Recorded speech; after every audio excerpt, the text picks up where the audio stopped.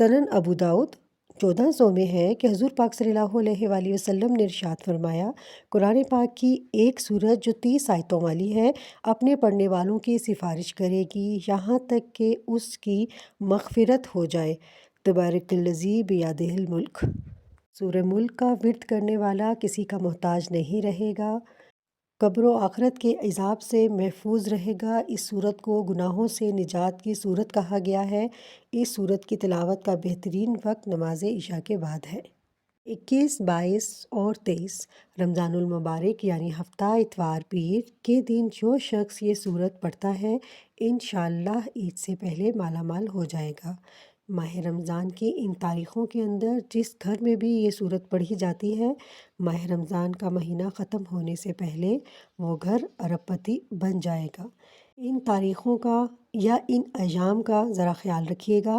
چند منٹوں کی سورت ہے، یہ کوئی عام سورت نہیں ہے۔ اس مہینے کا یہ بہت خاص اور قیمتی عمل ہے۔ آپ وقت ضائع مت کیجیے اور اس وظیفے کو ان 3 دنوں میں مکمل کریں۔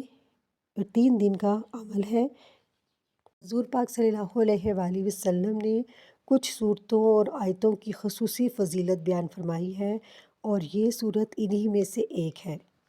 پاک صلی اللہ علیہ وآلہ وسلم اس صورت کی تلاوت کیے بغیر سوتے نہیں تھے۔ حضرت جابر رضی اللہ عنہ سے روایت ہے کہ نبی پاک صلی اللہ علیہ وآلہ وسلم علم تنزیل اور تبارک الذی بیدہ الملک پڑھ کر رات کو سوتے تھے۔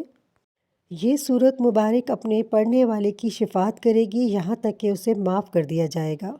اس سورت کو رات کو سونے سے پہلے پڑھنے کی بہت تاکید کی گئی ہے۔ یہ سورت عذاب قبر سے حفاظت کا ذریعہ ہے، آخرت میں مضبوط شفاعت کی شکل میں نجات کا ذریعہ بنے گی اور اس کو پڑھنے والا آخرت میں کامیاب ہو جائے گا۔ اب میں آپ کو اس کے وظیفے کے بارے میں بتاتی ہوں۔ وظیفہ شروع کرتے وقت اول و آخر آپ نے 7 بار درود ابراہیمی پڑھنا ہے۔ پھر آپ نے سورہ ملک 3 بار پڑھنی ہے۔ اس کے بعد پھر آپ نے درود ابراہیمی 7 بار پڑھ کر ایک تسبیح استغفار کی پڑھ کر آپ نے دعا مانگنی ہے۔